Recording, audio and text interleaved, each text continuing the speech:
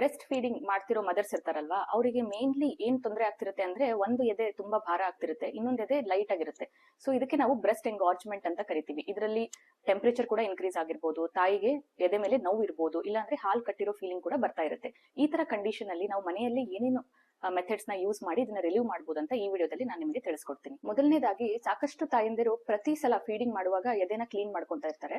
ನೀವು ದಿನಕ್ಕೆ ಒಂದ್ಸಲ ಪ್ರಾಪರ್ ಆಗಿ ಬಾತ್ ತಗೊಂಡಿದ್ದೀರಾ ಅಂತ ಹೇಳಿದ್ರೆ ಎವ್ರಿ ಫೀಡ್ ಅಲ್ಲಿ ನೀವು ಕ್ಲೀನಿಂಗ್ ಮಾಡೋ ನೆಸೆಸಿಟಿ ಇಲ್ಲ. ಸೊ ಈ ರೀತಿ ನೀವೇನಾದ್ರೂ ಪದೇ ಪದೇ ಕ್ಲೀನಿಂಗ್ ಮಾಡ್ತಾ ಇದ್ದೀರಾ ಅಂತಂದ್ರೆ ಡ್ರೈನೆಸ್ ಹಾಗೆ ಇಚ್ಚಿನೆಸ್ ಆಗೋ ಚಾನ್ಸಸ್ ಹೈ ಇರುತ್ತೆ. ಸೆಕೆಂಡ್ ಮೆಥಡ್ ಬಂದ್ಬಿಟ್ಟು ಹಾಟ್ ಫೋಮೆಂಟೇಶನ್ ಅಂತ ಹೇಳ್ತೀವಿ. ಇದು ಏನ್ಷಿಯಂಟ್ ಟೈಮ್ಸ್ ಇಂದನೂ ಎಲ್ಲರೂ ಯೂಸ್ ಮಾಡ್ತಾ ಬಂದಿರೋ ಮೆಥಡ್.